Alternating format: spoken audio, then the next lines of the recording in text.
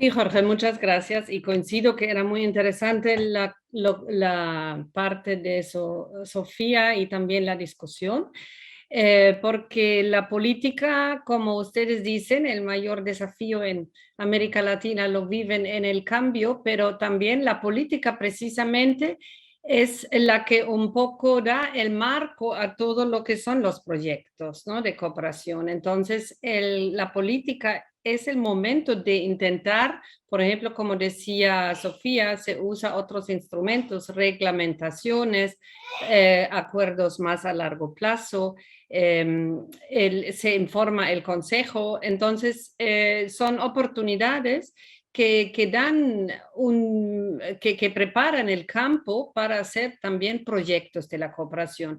Los proyectos es la otra rueda de la bicicleta que bien acordáis.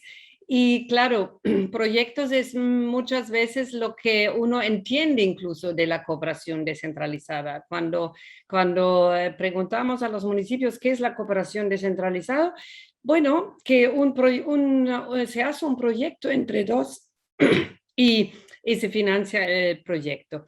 En la definición de qué es un proyecto, la palabra dice que es la idea, lo que se piensa hacer de un modo determinado y con un conjunto de medios necesarios. Entonces, claro, ¿qué es lo que es un proyecto? Es algo muy concreto que se tiene que hacer en un espacio de tiempo y con unos resultados, que es lo que llamamos el impacto.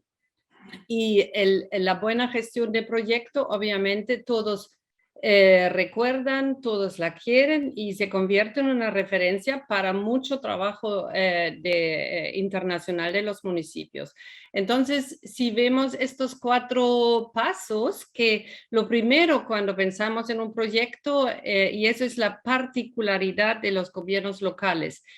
Creo que ayer cuando Rodrigo dijo, nosotros fallamos de pasar el proyecto a una ONG y quedamos nosotros con las ganas, con los compromisos y con nuestra voluntad política, es precisamente, si vemos esta gráfica que aquí delante, que es el paso de la preparación, el paso de la formulación, el paso de la implementación y el paso del follow-up, de la continuidad, esos 2 pasos del medio los habían delegado y claro, el trabajo que es la particularidad que aportan los gobiernos locales es la diplomacia, conocer los numerosos actores, las estrategias políticas detrás que también hacen parte de un proyecto de cooperación descentralizada. En ese sentido, esas 4 fases, muchas veces cuando trabajamos en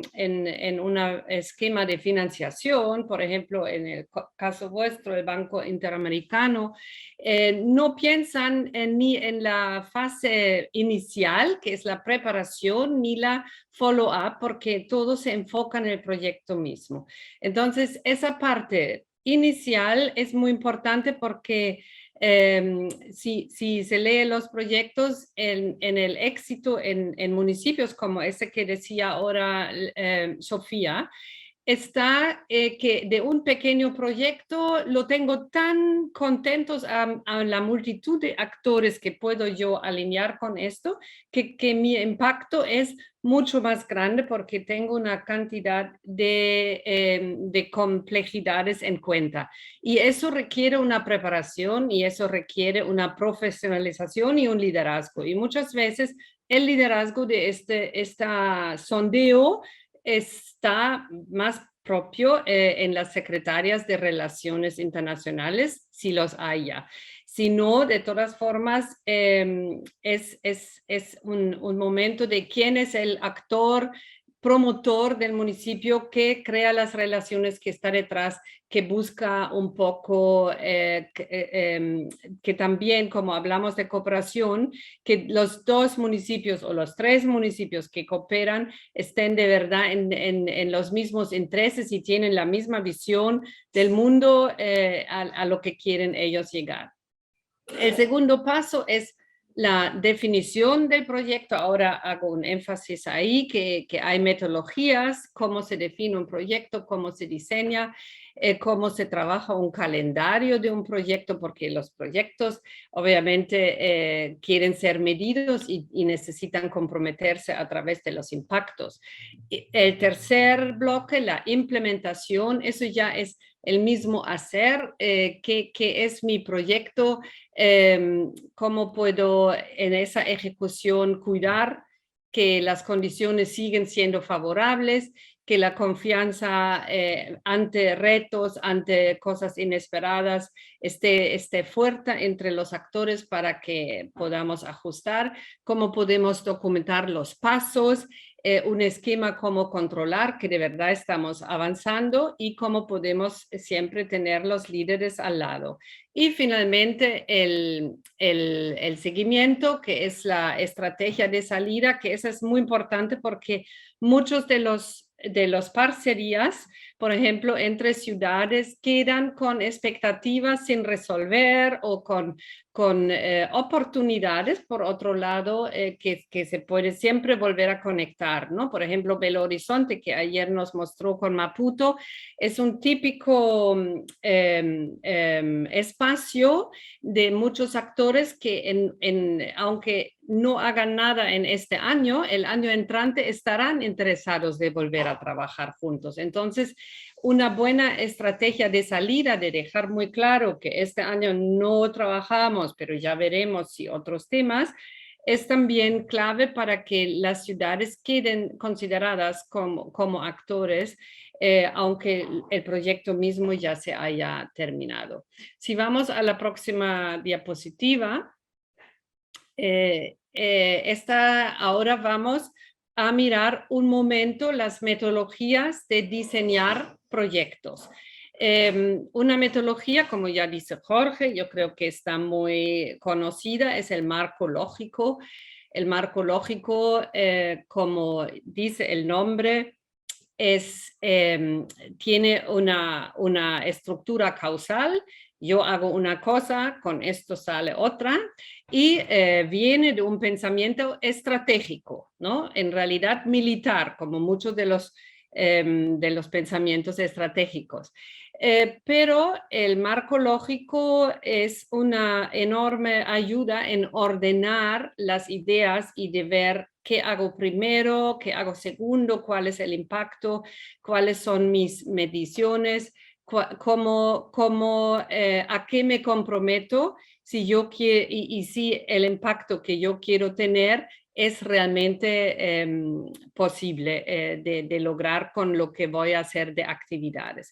Entonces, este marco lógico, ahora vamos a tener un ejercicio con este. Normalmente se trabaja de la izquierda a la derecha, teniendo en la izquierda los objetivos, después lo que quiero lograr, los insumos, los desafíos y los indicadores, que eso es una pieza muy importante porque obviamente los marcos lógicos también se aplican en lo que es cooperación y sobre todo financiación de la cooperación. Entonces, si uno quiere aplicar por fondos europeos, me imagino ustedes han pasado por este proceso, que son finalmente unas sábanas gigantes de declinar las diferentes variables, pero esto permite a una persona desde su escritorio observar el proceso y el paso a paso y el avance o el no avance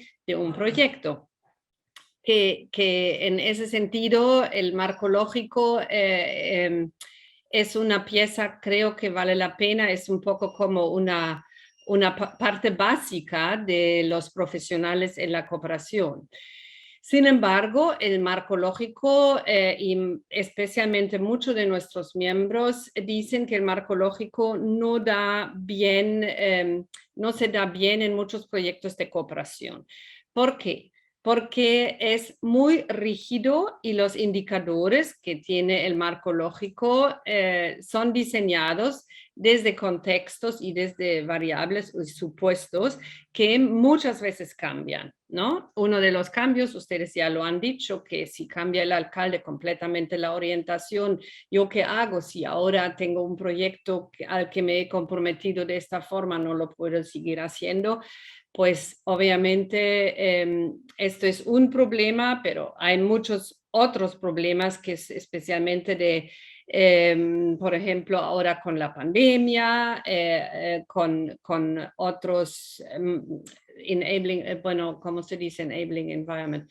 Como, bueno, si hay momentos en el entorno que no he podido prever, hay una crisis ambiental, bueno, muchos elementos que pueden darse en la cooperación descentralizada, especialmente la mayor fuerza de la multitud y la complejidad de actores, también es una debilidad, porque muchas veces los actores no cumplen unos actores, tengo que entrar con otros actores, entonces se requieren marcos más flexibles. Y por eso hay un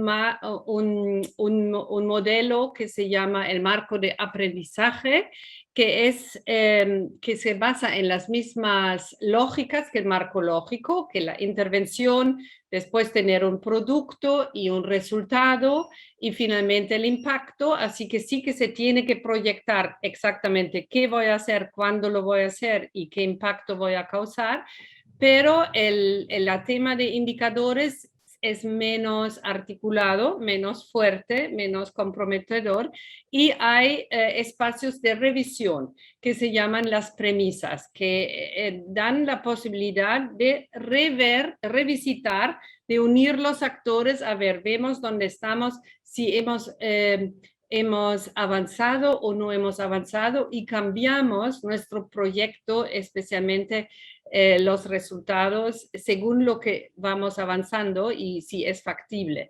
Porque obviamente esa oportunidad especialmente hay cuando hay una cooperación directa, porque los municipios no necesitan una ejecución completamente abstracta, sino una ejecución efectiva y en ese sentido un proceso más flexible que permite ajustarse a la diferencia de actores. Entonces, esos dos marcos hay mucha literatura sobre ellos y en la cooperación descentralizada son los dos que se aplican más y que ahora vamos a trabajar en un ejercicio. Finalmente, quisiera hacer énfasis en la última fase, que de la post, de la fase post. Yo creo que como ayer escuchamos mucho de esa parte de las expectativas, por un lado, de que las oficinas de relaciones internacionales capten recursos, hacen cosas, trabajen, pero por otro lado, la cooperación en términos financieros no aumenta.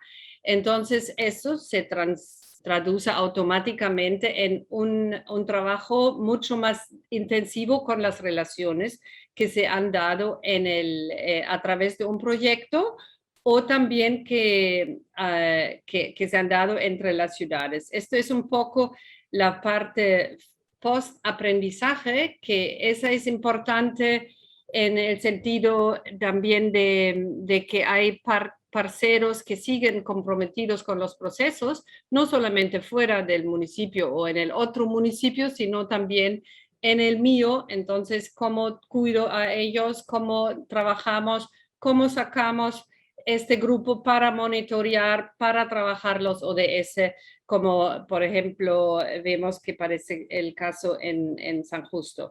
Y ese es mi último punto. Esas dos metodologías, los dos se dejan alinear muy bien con los ODS. El marco lógico, obviamente, como los ODS también tienen indicadores, tienen targets, tienen esa idea, ¿no? La misma ODS tiene ese diseño que va de la izquierda a la derecha, de un gran objetivo al impacto, cómo voy midiendo, y se deja aplicar relativamente fácil, pero también con el peligro de que se quede en una descripción.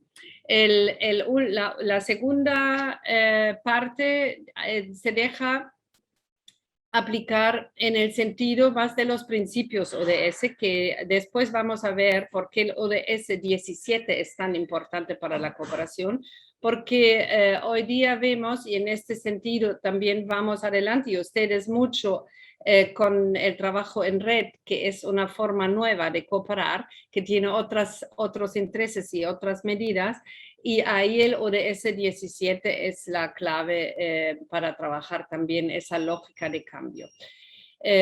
Pues eso era la introducción al ejercicio que entiendo que ahora van a explicar los colegas. Muchas gracias.